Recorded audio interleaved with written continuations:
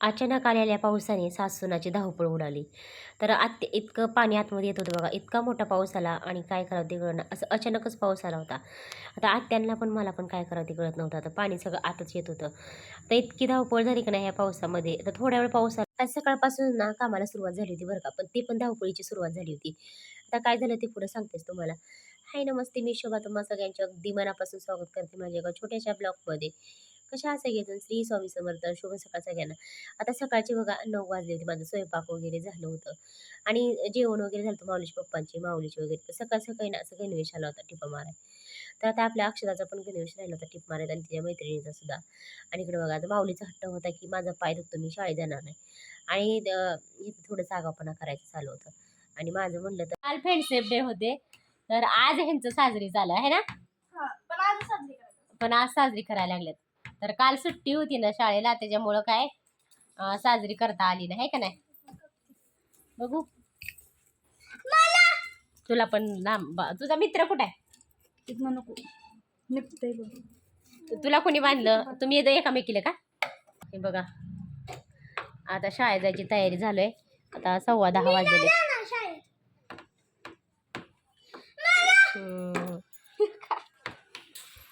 छान आहे. कालचे ना 10:30 वाजलेत बघा. आणि असं सकाळी सकाळी आता रिमझिम रिमझिम पावसाला सुरुवात झाली. आणि सकाळी सकाळी आज माऊलीच्या पप्पांना हे काम लागलं होतं. तुळस बघा, इथली जी तुळस आहे ना ते इकडं असं उन्हात ठेवायचं आणि आपले पिल्लं बाहेर बांधले. आज आपलं माऊली बाळ घरीच थांबलेले. तर आजारी असल्यामुळे आज मी काही त्याला शाळेत जाऊ दिलं नाही. आणि सकाळी सकाळी आपलं मिशनीचं काम आलं होतं ते घेतलं करून. आज आठवड्यानंतर ना आज मिशनीचं काम केलं. अजून कपडे भांडे वगैरे तशीच येतं. हे पावसाचं असलं रिंजूम आणि त्यात तब्येत बरोबर नसल्यामुळं ना काहीच करू वाटणं असं झालेलं आहे.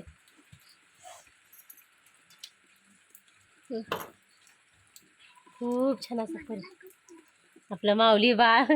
माऊली म्हणते मम्मी माझ्याकडे कर कॅमेरा. तर माऊली बाळाची तर दुखं ना तिकडे कर बघा. असलं दुखं झालेलं आहे. इतकं डेंजर झाले ना त्याला, इतकी जखम झालेले काय सांगायलाच नको. इतकं त्याला त्रास होते. रात्री 2-3 वेळा झोपीतनं ते उठत असतो.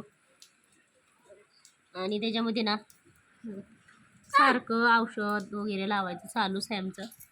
आणि आज त्याला सारखा ताप येतोय का सारखं कणकणीत गोगल गावे सारखं ताप येतोय सारखं कणकणीत आहे. आणि त्या दिवशी ना बापूंनी परत एक नवीन माळ आणली विटू माऊलीची. पावसाचं काय कळना झालंय. सकाळ सकाळचं रिमझिम पावसाला सुरुवात झालेली. आणि आत्या आल्यात घरी. बापरे काय पाऊस आणि काय वारं. एवढं वारं सुटले बघा.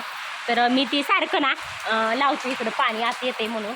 तर सारखंच पडायला लागले. इतकं गार असं वारं सुटले बापरे काय सांगायला नको. भरपूर असं गार वारं सुटले. आणि आत्यांचं चालू आहे सारखं ते कांबळावरती लावायचं. माऊली घरी आजारी असल्यामुळं ना आज माऊलीला ना आज मी घरीच ठेवून घेतलंय त्याला. आपली ही छोटी छोटी पिल्लं का नाही इतकी मजा मस्ती करतात. मला इतकं दमवून सोडतात ना तर काय सांगायला नको. माऊलीची बघा किती आगावपणा चालू आहे तिकडं. किती मजा चालू आहे. एवढ्या खोड्या एवढ्या आगावपणा. आणि इकडे शेळी बघा. तर आम्ही दोघींनी ना तिथं कांबळा बांधल्या मी नाचतेने असं. बापरे पाऊस. आणि असं माझ्या झाडांचं काय होतं माहीत नाही. इतकं हे वाटायला लागले बघा मला. जास्वंद लावली पण आता कधी फुटल तवा. तर ह्या पिल्लांनी इतकं दमून सोडलंय बघा मला. तर पाऊस यायला लागले ना तर शेळी भिजते म्हणून इकडं. बापरे कसलं वारं पाऊस. वारं सुद्धा भरपूर सुटले बरं का. आणि माऊलीचे ना घरीच असला की असं काय नाही काय मज्जा मस्ती. तर कधी चांगलं बोलतो तर कधी हे करतो चेष्टा मस्करी लय आगाऊपणा करत असतो माऊली. बघा कपडे सगळे आज टाकावे लागलेत मला.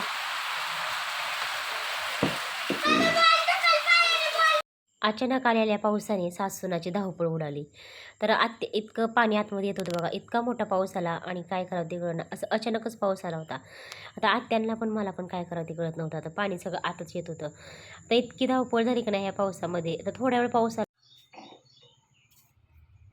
मस्त आमच्याकडनं भरपूर असा पाऊस पडलेला आहे आणि आज माऊली बाळ घरी आहे ना, तर माऊली बाळासाठी आणि माझ्यासाठी ना मस्त इकडे चहा उकळते बघा, मस्त आलं वगैरे टाकून.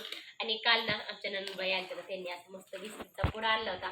तर आता माऊलीची पण तब्येत बरी नाही, तर म्हणलं चहा बनवूया मस्त गरमागरम चहा. आणि बाहेर इतका पाऊस पडतो, इतकी गार लागतं, इतकं असं भरपूर असं थंडी वाजून गेलं लागले. तर माऊली झोपला होता, आम्ही त्याला उठवलं आणि जास्त मस्त चहा बनवलाय माऊलीसाठी, माझ्यासाठी आणि आत्यांसाठी पण चहा बनवलाय. तर या मस्त सगळे चहा आणि बिस्किट खायला आणि अशा चहा बिस्किट खायला. आणि बाहेर ना भरपूर असा पाऊस झालाय आणि भरपूर असा पाऊस झालाय. आता सध्या पण रिमझिम पाऊस झालाय आणि पावसाळ्यात असं मस्त गरमागरम चहा पिण्याची मजाच वेगळी असते, आहे ना माऊली? हा. माऊलीला बिस्किट आणि चहा भरपूर आवडते. तर आता म्हटलं चला आता माऊलीला चहा आणि बिस्किट देऊया. तर आणि इकडं शेळीचं दूध काढलंय मी माऊलीसाठी. माऊलीला शेळीचं दूध पण आवडतंय चहाला. तर शेळीच्या दुधाचं पण खरं सांगते खूप छान असं चहा होतंय. असं वाटत नाही की हे शेळीचं दूध आहे म्हणून, अजिबात वाटत नाही. तर खूप छान असं चहा होतंय. आज सोमवार आहे बघा आणि माऊलीश पप्पांनी ना येताना असं मस्त ताजी ताजी सगळी मंडई आणलेली आणि मी न सांगताना अशा मस्त भाज्या आणलेल्या एकदम ताज्या. आणि अक्षरासाठी माऊलीसाठी ना असं मस्त गरमागरम वडापाव आणलेले. तर इकडे ना भरपूर सारे मंडई आणलेले, फ्लावर, टोमॅटो, बटाटा परत असं. आणि सगळ्यात माझ्या आवडीचं मस्त हिरवी मिरचीचा ठेचा खूप छान लागतो बरं का.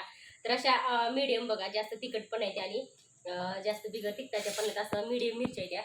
तर ह्या अशा मिरच्याचा ठेचा खूप छान लागतो बरं का. आणि इकडं पालक मेथी असं मंडई आहे. तर या सगळे मस्त गरमागरम वडापाव खायला, या सगळ्या मस्त गरमागरम वडापाव खायला. आता ना संध्याकाळचे 7 वाजलेत बघा. इतकं पाऊस ना इतकी हे झालं होतं काय सांगायलाच नको. तर मगाशी ना माऊलीश पप्पांनी मंडई वगैरे आले, ते सगळं व्यवस्थित फ्रीजमध्ये ठेवून दिलं. आणि बघा मगापासून असं चाललं होतं माझं, उद्याचं नियोजन चालू होतं. तर उद्या ना सुवासने वगैरे घालायचे त्यामध्ये आखाड महिन्यातली आणि देवीला बघा नैवेद्य नारळ पण करायचं मला. ते त्याचं जावंडा वगैरे फोन करायचं, हे मग अशी 5 वाजल्यापासून चालू होतं माझं, 6 वाजल्यापासून त्याचं निवेदन. तर लसूण कोथिंबीर सगळं निवडानिवडी करून ठेवायचं. आणि आत्ता 7 वाजताना स्वयंपाक बनवायला घेते. तरी एक जण म्हणते मला भूक नाही, एक जण म्हणते थोडी भूक आहे, असं करत करत ना आता स्वयंपाक बनवायला घेतलं. मला फक्त बेसन पोळी आणि बाजरीची भाकरी बनवूया. तर माऊलीश पप्पांनी मग अशी वडापाव आणलेलं बघा. जास्त काय कोणाला भूक नाही आणि माझी तर तब्येत बरी नसल्यामुळे अजिबात जेवण वगैरे जास्त काही करू वाटेना झालंय. तर इकडं ना मी गॅसवरती तवा ठेवला आहे, म्हणलं बाजरीच्या फक्त 2च भाकरी बनवूया. आणि मग अशीपासून ना 1 तास झालं माझं नियोजन झालं आहे. आमच्या नंदबाईला जावांना वगैरे फोन करायचं, उद्याच्याला लवकर आम्हाला स्वयंपाक बनवू लागायला. ते मगापासून माझं नियोजन चालू होतं. परत आता म्हणलं स्वयंपाक वगैरे बनवून घेऊया, परत एकदा फरशी वगैरे पुसून घेऊया. आणि परत ना सकाळच्याला आपलं झालंच तर पटकन स्वयंपाक बनवायला घेता येते. आणि फरशी गॅस वगैरे स्वच्छ करत बसलं तर उशीर होते आणि उद्या एक दिवस. पण आदल्या दिवशी जर नियोजन केलं तर उद्या सोपं पडतं. आणि मग अशीच ना बाजारात माऊलीश पप्पांना बरंच काही लिंब नारळ वगैरे सगळं आणायला लावलं आहे. येतानीच त्यांनी घेऊन आली टाकून. आणि उद्या लागलंच तर आपलं पटकन होता आहे म्हणलं, करता येतं आहे. तर आता गॅस वगैरे पुसून घ्यायचं. मी कालच हे तर दररोजच असते, फरशी पुसायचं गॅस पुसायचं. पण आता एकदा स्वयंपाक वगैरे करून गॅस फरशी सगळं स्वच्छ करून ठेवूया, म्हणजे आपल्याला सोपं पडते. सकाळी आपलं उठलं की झाडून वगैरे काढलं तर बघा लगेच स्वयंपाक बनवायला घेता येते. आणि हे एकदा असती लागली जीवाला की उद्या लवकर उठायचं, आता आवरून घेऊया, उद्या उठायला लवकर उठायचं, आवरून घेऊया. आणि ज्या दिवशी ठरवलं त्या दिवशी ते होतच नाही. आता माहीत नाही उद्या काय होते काय नाही, माझ्यासोबत असंच घडते बघा. तर चला पटकन ना बेसनच्या पोळी आणि चपाती, मला भाकरी बनवायच्यात. सकाळची शेपू बनवलेली, शेपूची भाजी आणि चपाती. तर 1 चपाती शिल्लक आहे. आज माऊलीने अजिबात बिलकुल थोडंसुद्धा जेवण केलं ना, त्याची तब्येत बरोबर नसल्यामुळं. आणि मग अशी तर अक्षरशः तुम्हाला सांगते, इतकं त्यानं बोट फोडून आणला, इतकं ठेच डेंजर लागलेली मला. ते बघताच ना असं चक्करल्यासारखं व्हायला, इतकं त्यानं बोट ना असं रक्ताबंबळ केलं, असं इतकं येण्यासारखं होतं. तर चला अजून माझी पण तब्येत व्यवस्थित नाही. पण आता हे आखाड महिना चालू आहे ना, परत श्रावण लागते. एक 5-6 दिवसानंतर, आठवड्यानंतर श्रावण लागते. आणि मला आताच पटकन करून घेऊया, परत ना काय होणार नाही. चला तवा चांगला तापलेला आहे, आता भाकरीला पटकन बनवून घेऊया. आणि बाहेरचं माझं चालू होतं, करडं पाजायचं, सोडायचं, बांधायचं, शेळीला गवत वगैरे टाकायचं खुरक. आणि गहू दळायला ठेवले मी, माऊलीच्या पप्पांना गहू दळायला दिलंय, तर कधी दळतात माहीत नाही. ची तयारी ना इकडं मी आता शिल्लक पीठ आहे बरं का, पण म्हणलं आता हे ताजं तर पीठ पाहिजे, तर आता लगेच ना माऊलीच्या पप्पांना असं गहू काढून दिल्यात मी दळायला. आणि मग अशी 1-2-3 दळणं आली होती, तर तेच मी दळूनच घेतली, मीच दळून घेतले ते. चला, भरपूर असा अंधार पडलेला आहे. आणि तिकडं आपला माऊलीचा नक्षत्र अभ्यास चाललाय, आणि इकडे माऊलीच्या पप्पांचा फोन बघायचा. आता कधी दळण दळतात ते काय माहीत नाही. चला, तोपर्यंत मी स्वयंपाक बनवून घेते पटकन. अगोदर ना भाकरी बनवून घेतल्या बघा, आणि आपली अगदी मस्त छान असं कुरकुरीत अशी बेसनपोळी. तर इकडं सुद्धा आपली बेसनपोळी बनते अजून. आज फक्त भाकरी, बाजरीच्या आणि बेसनपोळी, आज एवढंच तर बेत बनवलं आहे बघा. आणि माऊलीच्या पप्पांचं दळण दळायचं चालू आहे शेवटी. तर असं कांदा, परत कोथिंबीर, मिरची वगैरे असं घालून ना मस्त आपलं खरपूस अशी खुसखुशीत बेसनपोळी बनवली, एकदम मस्त कडक. कांदा वगैरे घातलेला ह्याच्यामध्ये.